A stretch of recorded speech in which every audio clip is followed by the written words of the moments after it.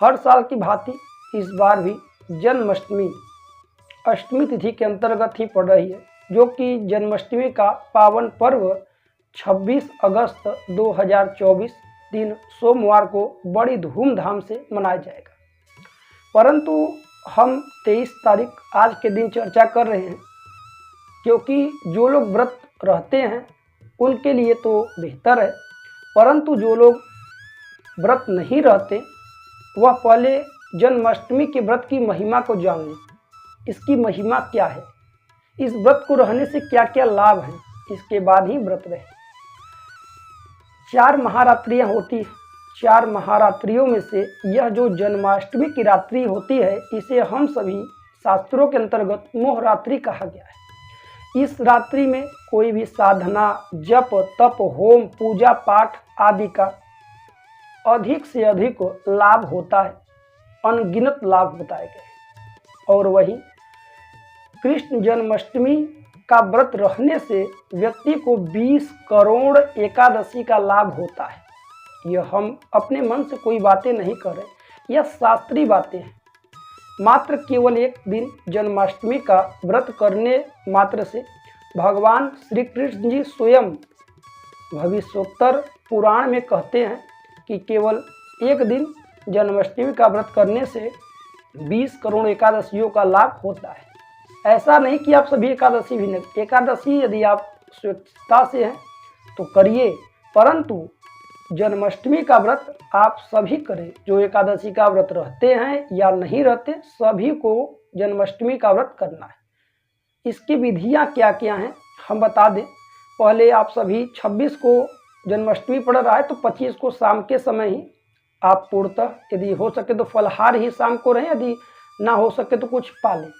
और प्रातः काल से लेकर के संध्या रात्रि तक पूर्णतः जब तक भगवान श्री कृष्ण जी का जन्म ना हो तब तक चाहे तो जो लोग फलहार रहते हैं फलहार फल आदि ले सकते हैं, परंतु अधिक जैसे गाजर आदि न खाएं, चाय कॉफ़ी आदि न पिए, जितना चटपटा चीज़ें हैं उन चीज़ों को ना ग्रहण करें। इससे व्रत खंडित होता है। बात है 20 करोड़ लाभ प्राप्त करने का, और उसमें यदि सावधानियां नहीं बरतेंगे तो फिर व्रत का कोई लाभ नहीं। और व्रत के दिन मौन रहे, भगवान श्री हरि के नाम का उच्चारण करते रहें, हरि शरणम या जो भी आप भगवान का नाम उच्चारण करते हैं।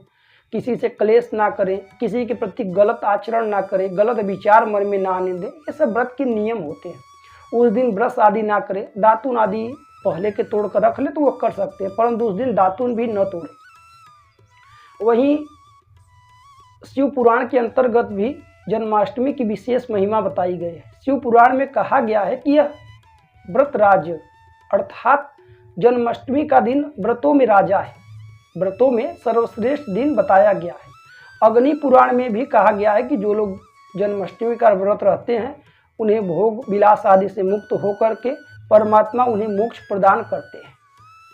साथ ही साथ इसमें यदि मंत्र जाप आदि किया जाए तो करोड़ों गुना लाभ होता है। इसलिए जो लोग गुरु मंत्र आदि लिए हैं या किसी भी प्रकार से कोई मंत्र आदि जप करते हैं, साधना आदि करते हैं, तो यह रात्रि जन्माष्टमी की रात्रि अपने आप में अमोघ है। इस रात्रि में आप रात्रि में करीब साफ स्नान आदि करके स्वच्छ वस्त्र धारण कर लें, आसन लेकर बैठ जाइए।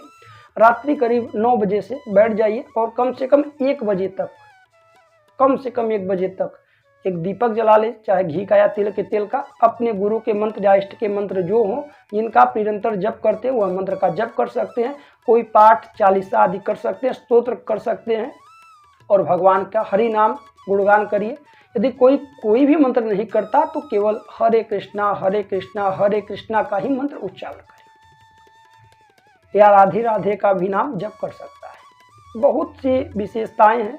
और वहीं जन्माष्टमी के विषय में एक बातें और आती हैं शास्त्रों के अंतर्गत कि यदि जन्माष्टमी सोमवार या बुधवार को पड़ जाए तो इसमें कहना ही क्या, यह उपवास अपने आप में अद्भुत है। तो यह जन्माष्टमी सोमवार को पड़ रहा है, इसलिए हर तरफ से इसका विशेष लाभ है। आप इस बेहतरीन दिन को न गंवाएं। आप सभी अपने दैनिक कार्य को करते हैं, आराम से करिए। जितना हो सके फलहार लीजिए, दूध आदि ले सकते हैं और आचरण शुद्ध रखिए। व्रत और नियम का पूर्णतः पालन करें, क्योंकि व्रत में शुद्धता का होना अत्यंत आवश्यक है। यदि आप केवल व्रत हैं नाम मात्र से, तो उसका व्रत का कोई लाभ नहीं। तो प्रिय दर्शकों, यह थे जन्माष्टमी पर कुछ विशेष उपाय, विशेष महिमाएं।